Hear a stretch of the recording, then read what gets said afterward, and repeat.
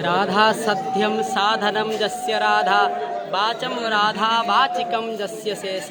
राधा राणींकर पददर्शन करने अगणित भक्तंकर शिव छुट्टी। ये राधांकर पाद दर्शन कौन पाई यार तत्व कौन पुणी ये अँला नवमी तिथि कौन पाई अँलांकर पूजा कौन पाई निश्चित भाव में मन में प्रश्न उंकी मारुथिव।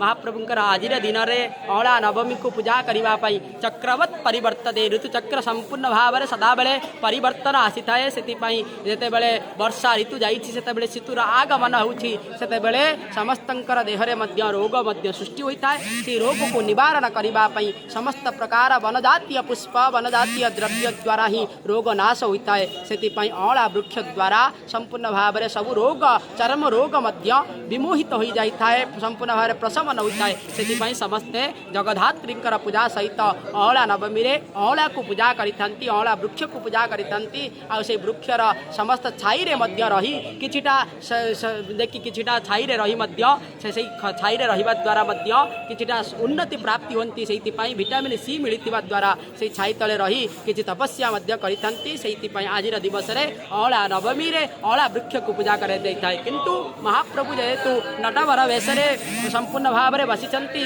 राधा मध्य उड़ियाणी वेशरे संपूर्ण भाव में दर्शन दौरान ये नवमी तिथि रे उड़ियाणी वेशरे कहीं जगधात्री को पूजा करने राधा रानी मध्य तत्पर थांती। उड़ियाणी वेशरे धारण करिथांती। उड़ियाणी वेशरे महादेवी संपूर्ण भाव में समस्त प्रकार अलंकार लगे था, कछा मारी से पद दर्शन होता है। वर्ष तमाम पद दर्शन हुई न थाए, आज दिन में केवल पद दर्शन होता है। से समस्ते आगमन करती आ महाप्रभुंकर महादेवींकर पद दर्शन करती। दुईटी पाद को दर्शन करने केवल आज भीड़ लगी थाए। अँला नवमी की अँला मध्य समर्पण करने द्वारा समस्त दुख दरिद्र नाश हो जाता है।